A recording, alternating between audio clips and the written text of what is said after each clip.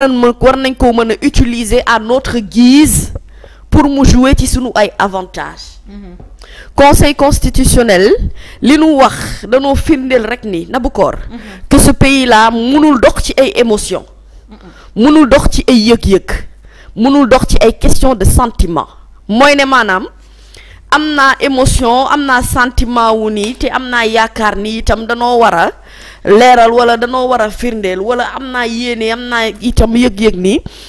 candidat yëpp danoo war a bokk man gis naa ni am na sentiment d'injustice boo xam ne am na ci loolu moo war a mën a firndeel ne quelles que soient les raisons qui ont été avancées lu waroon a justifier report bi nga xamante ne def nañu ko ci élection présidentielle yi le Conseil constitutionnel a remis les pendules à l'heure et merci beaucoup d'avoir dit le droit. J'ai même envie de dire vive la démocratie sénégalaise parce que aujourd'hui Conseil constitutionnel décision bi ñu jël c'est une décision sage comme ni ñuy woyolee cette sage mais c'est aussi une décision courageuse. Il fallait avoir le courage nga jàkkaarloo ku mel ni président de la République Macky Sall ne ko décret bi nga abrogé tegoo ko fenn te xoolal boo xam naa ko sànni léegi nag même benn mbir moo xew mooy ne na Sénégalais yi comprendre ni décret bi nga xamante ne moom la Macky Sall jëloon Conseil constitutionnel d'accord ceeg moom ci ay poñ yu bari nee na ko constitution mayu la ko beneen bi ci topp mooy constitution bi la mayul nga wàññi sa mandat boobule constitution mayu la it nga yokk sa mandat beneen bi ci topp mooy dañoo war a respecter li nga xam ne moom mooy le calendrier républicain sénégalais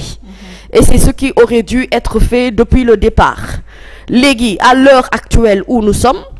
ce sera difficile de tenir les élections présidentielles à la date du 25 février pour la toute bonne et simple raison que jot nañu am retard bu bëri ci démarrage campagne bi nga xamante ne moom la candidat yi waroon a amal heure bii te fii ak fukki fan wala juróom-ñeenti fan normalement danoo waroon a dem ci urne yi daal di voter ngir tànn ab président beneen bi ci topp mooy il y a également li nga xamante ne moom mooy délai bi ñu jagleel le président de la République Macky Sall, tu l'as dit dans tes propos Naboucor, à partir du 2 avril, le président de la République ne peut plus être chef d'État fii ci Sénégal. Donc ce qui va se passer mooy bu nu organiser wul élection yi balaa le 2 avril, ce sera au président de l'Assemblée nationale d'assurer l'intérim pendant au moins 90 jours. loolu mooy nga war a mën a jàpp au moins 2 mois yoo xamante ne ci diggante boobu la war a mën a am pour organiser ay élections léegi nag xam nga léegi comme am na une victoire de gagné beneen bi ci topp mooy faire de telle sorte que le président de la République accepte la décision du Conseil constitutionnel. Il se doit de l'accepter cette décision pour 2 choses. D'abord parce que comme lui dafay kañ ne c'est un démocrate et c'est quelqu'un boo xamante ne wax dëgg yàlla principe d'égalité dafa nekk lu ko ñor te ëllëgu askan wi itam lu ko ñor la war naa mën a sàmmonte ak li nga xamante ne moom la constitution sénégalaise de santaane nga xam ne kenn ku ci nekk itam lii sa wareef ci réew mi waroo koo jéggaane donte yaay chef de la nu mu tuddati chef d'état-major suprême xawma des armées ak li nga xamante ne am na ko ci wàllum doole yépp moom président de la République Macky Sall n'empêche qu'il ne peut pas être au-dessus de la constitution, ça c'est un point. beneen bi ci topp mooy il a l'occasion de redorer son blason mooy ne mu comprendre ne report bi erreur la woon jarul waxtaan ak dialogue bay ut fooy jàppandikoo pour mën a génn ci guuta gi nga xamante ne dugg nañu ci ba noppi il a l'opportunité de pouvoir choisir une date rapidement et cela le mieux serait que ñu organiser élection yi en début mars bu nu ko defee au tout début du mois de mars même bu fekkente ne 2e tour dafay am dina fekk normalement élection yi jeex tënku ba balaa le 2 avril dinañu am njiitu réew mu bees boo xamante ne moo fi remplacer le président de la République Macky Sall. Et la toute dernière raison bi war a mën a tax moom président Sall mu accepter cette décision du Conseil constitutionnel mooy ne dernièrement ci sortie bi nga xamante ne def na ko wax na ne bu fekkente ne ñii nga xam ne ñoo tënk ci wàllum politique bi toogu nu waxtaan situation réew mi ni mu demee il y aura d'autres forces yoo xamante ne ñoom ñooy teg loxo ci réew mi te ñu jàpp ne ci démocratie la nu ko fale bu dee wàcc ci démocratie la war a wàcce buñ dee tànn beneen njiitum réew ci par voie démocratique lañ ko war a mën a jaarale on ne doit pas donner une toute autre occasion à ces forces que nous on ne connaît pas de prendre le pouvoir par un autre biais que par le biais des urnes, que par la voix du peuple sénégalais. Est-ce qu'il y a le choix Mamy bu fekkee dafa am jurisprudence boo xam ne dafa tegu ci ndoddam ndax ba mu fi bëggee wàññi mandat am def ko juróomi at au lieu de juróom-ñaari at conseil constitutionnel bi mu ko lànkale dañoo mujj jaar ci référendum est-ce que moom vraiment est-ce qu'il a le choix pour def lu uteeg li conseil constitutionnel jël comme ndogal. xam nga man nag en ce qui concerne ce régime actuel là man je m'attends à tout. Parce que régime bi bu demee ba def lu kenn mësta def ci réew muy reporter élection kii capable na lu ne va savoir naka la jëlee la décision du conseil constitutionnel hier. Parce que j'ai entendu démb sur une chaîne de télévision sénégalaise fii ñuy def édition spéciale kenn ci ñoom dugg naan waaw élection yi xam nga kenn mënu koo def tenir ci weeru koor gi weeru koor moom élection dafay bàkkaar ba kenn du ci def ay élection xam nga loolu mooy ñàkk nga argument réer nga xamatoo fooy taxaw. xanaa loolu mooy kon politiciens yi wër di li ñuy wax du dëgg. waa déedéet c'est que kon loolu kay moo ñu yëpp nag. loolu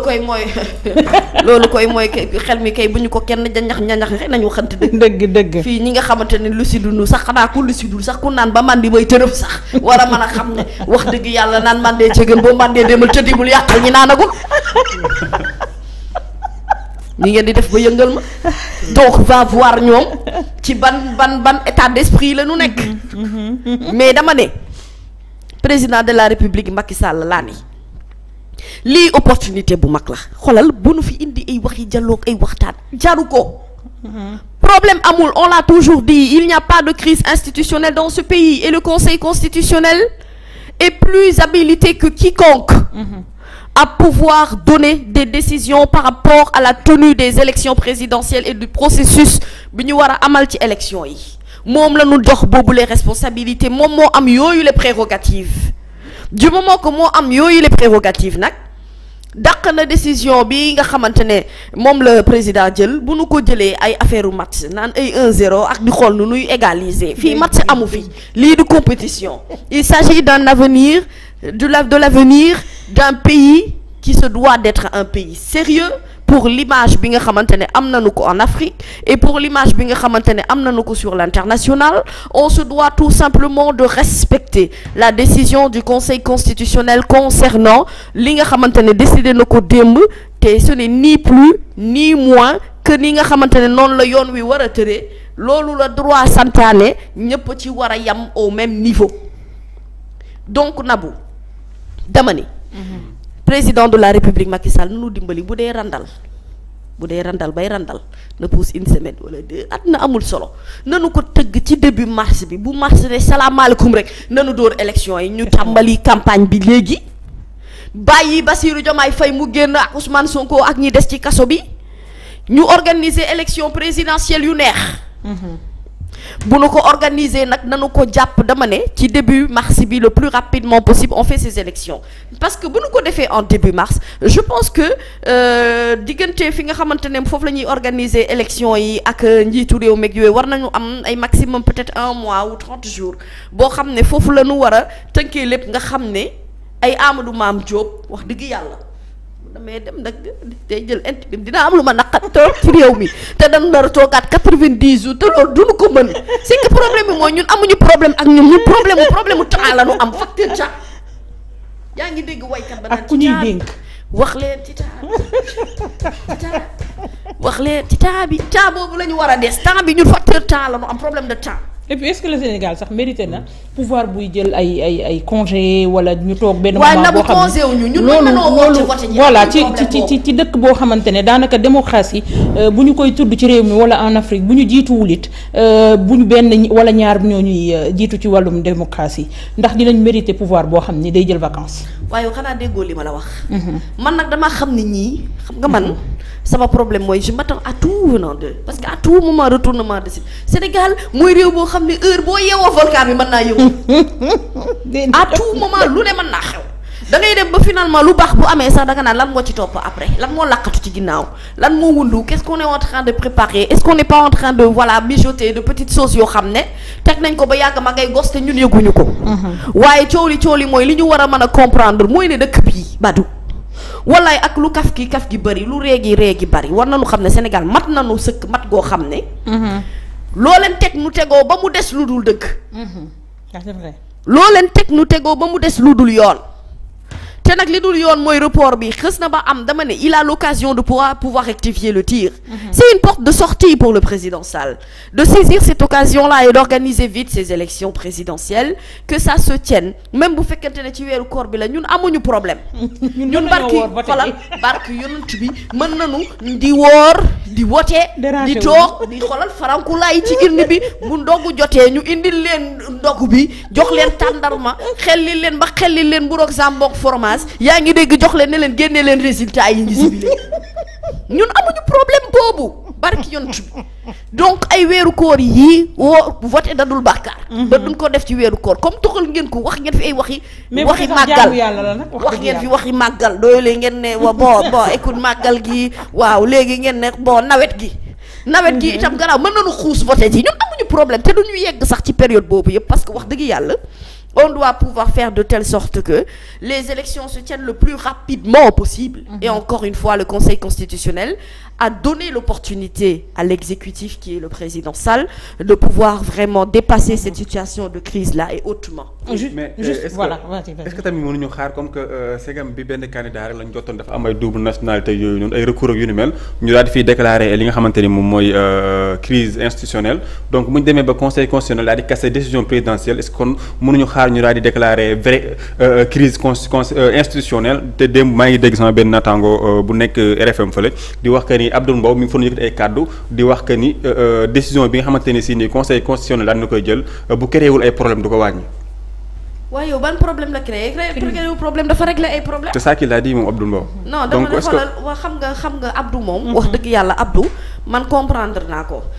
je pense que bon ñoom ba léegi mënuñu jël conscience ne pare nanu da jeexal nanu dañuy dem c'est clair que je m'attends à ce que le PDS ñu génn ci beneen facette. d'ailleurs monsieur Tweet je ne l'ai pas vu tweeter hier. loolu itam jaaxal na ma donc xam naa ne ils sont en train de réfléchir à ban solution la ñuy teg xam nga Sénégal. boo ko bëggee jàpp mooy série boo xamante ne nii dafa mel nii ban série xew comme Babel c'est-à-dire que à tout moment scénario bi mën naa changer parce que kenn ku ci nekk l'acceptation de les règles démocratiques doivent pouvoir se faire et de manière normale il y a beaucoup de politiques qui n'acceptent pas ce fait-là. Après bu nu ko jàppee ni lii wax dëgg yàlla nekk na mbir moo xamante ne nii rek bon écoute les gens vont jubiler célébrer et passer à autre chose je pense que le combat doit continuer pour que les élections se tiennent le plus rapidement possible et avant que délai bi nga xamante ne moom la ñu war a respecter ñu di ko dépasser foofu la ñu war a concentrer woo fu mu nekk nii bu nu wax ne on a gagné un combat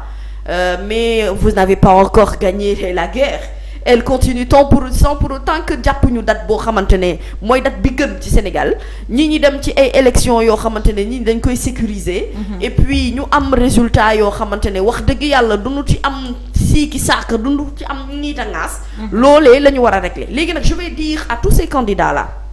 yi nga xamante ne ñooy bokk ci élection présidentielle yi badu ne leen na ngeen fexe ba na ngeen am fichier électoral bi encore une fois de plus je vais dire à ces candidats là que vous avez une campagne électorale à démarrer te campagne électorale boobu da ngeen cee war a tëral seen ay programme ba sénégalais yi xam kan la war a tànn bu ñu ci jubee dañuy war a dem ci ay élections yoo xamante ne nii duñu ci am sikki sàkk par rapport ak résultat yi te loolu fulla ak fayda dëgg-dëgg moo koy mottali ci taxawaay wi kon nañu xam ne li des ci combat bi dafa bari benn xaaj wi lañu defagum am na lu bari loo xamante ne ni wax dëgg yàlla tànk tabagunu président de la république mën nañoo jàpp ne combat bi des na donc nañu wéyal ci wàllu boobu ñu jéem a continuer li nga xamante ne moom mooy dynamique bi c'est cette dynamique de vérité là éviter li nga xamante ne mooy les diversions di ñu concentrer ci loo xamante ne amalul ñu njëriñ et encore une fois cette sage rétablir nañu la vérité le président Sall doit saisir cette occasion là te képp ku ko bëgg a dimbali ku ko bëgg jàppale danaan ko président comme situation bi demee ne nii wax dëgg yàlla ngay xëcc fii askan wi di xëcc fii nekkul lu lay amal njëriñ te nekkul lu lay sigil kon fexeel ba balaa ngaa dem le 2 ci début mars bi ñu organiser ay élections présidentielles nga mën a def passation de service mën a daal di jóge ci li nga xamante ne moom mooy mooy bopp réew mi ndax askan wi wax dëgg yàlla doyal nañ sëkk. su ko defee nag njiitu réew mu bees mën a ñëw ñu mën a wéyal et puis le Sénégal continue je pense que c'est le seul discours bi nga xam ne moom la ñëpp war a mën a tenir. éviter toutes les diversions et lépp loo xamante ne wax dëgg yàlla ça nous fait perdre notre temps en réalité amaluñu njëriñ trop bu fekkonte ne la situation aurait été autre xëy na peut-être aujourd'hui le combat aurait pu continuer et puis ñi ñu jot a libéré ñu génn ci kaso bi c'est bien mais il faut aussi continuer à se battre pour que li nga xamante ne moom mooy la liberté d'expression soit une réalité dans ce pays parce que encore une fois respecter aussi li nga xamante ne mooy les droits constitutionnels c'est permettre à toutes les personnes yi nga xam ne am na lu yéene def ay manifestations ñu bàyyi leen autoriser leen encadrer leen ñu def seen ay manifestations librement et tranquillement permettre ñi war a def seen ay campagne électorale bu nu ko jàppee ca date wa ñu mën a tàmbali li nga xamante ne moom mooy seen campagne électorale sans tohu bohu et que bu ñu yeggee ci élection présidentielle yi que tout se passe pour le mieux du monde dans l'intérêt de la stabilité de ce pays et pour redéfinir et asseoir encore une fois les règles démocratiques de ce Sénégal là. D'accord jërëjëf Adjaratou te kii di Abdou Mbow sax yaakaar naa ni kàddoom mën nañ ko dégg